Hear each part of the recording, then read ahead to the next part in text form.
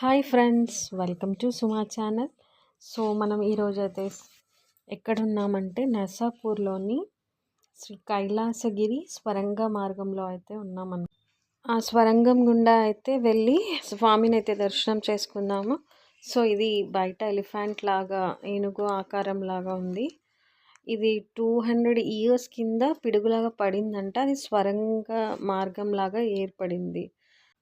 So ఆ మార్గం గుండా వినాయకుడు, హనుమంతుడు, శివుడు విగ్రహాలని ప్రతిష్టాపించారనమాట.